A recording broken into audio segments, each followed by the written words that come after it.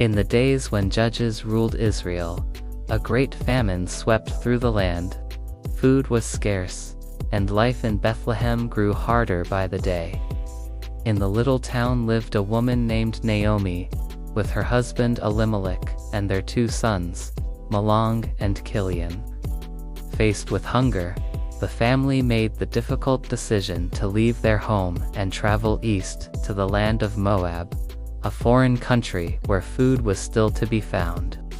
At first, life in Moab seemed like a fresh start. They settled there, and over time, the boys grew into men. Mahlon married a Moabite woman named Ruth, and Kilion married another Moabite woman named Orpah. But happiness was short-lived. First, tragedy struck when Naomi's beloved husband Elimelech died, leaving her a widow in a strange land. Still, she had her 2 sons for comfort until, one after the other, both Mahlon and Kilion also died. Naomi was left with nothing: no husband, no sons, and no way to provide for herself. In ancient times, this meant poverty and vulnerability.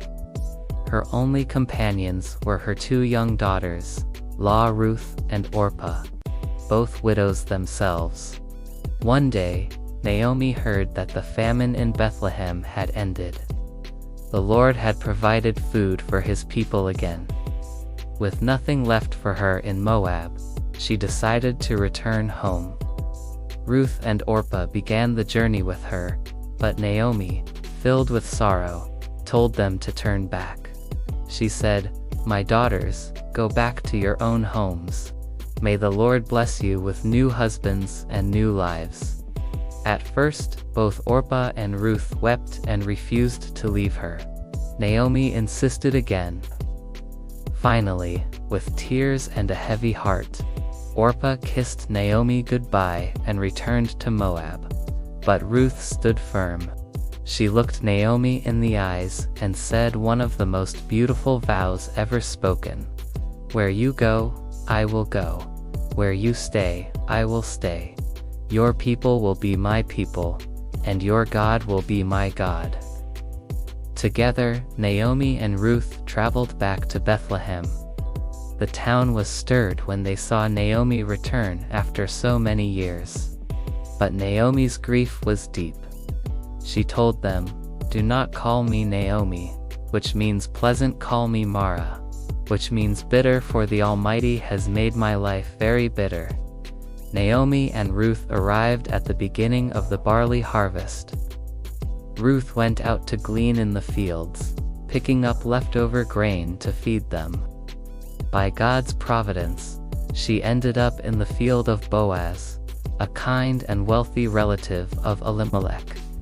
Boaz noticed Ruth's hard work and loyalty to Naomi, and he treated her with kindness and protection. Naomi saw God's hand at work. She guided Ruth to approach Boaz as a family redeemer, someone who could marry her to preserve her late husband's family line. Boaz agreed, and after following the proper customs, he married Ruth.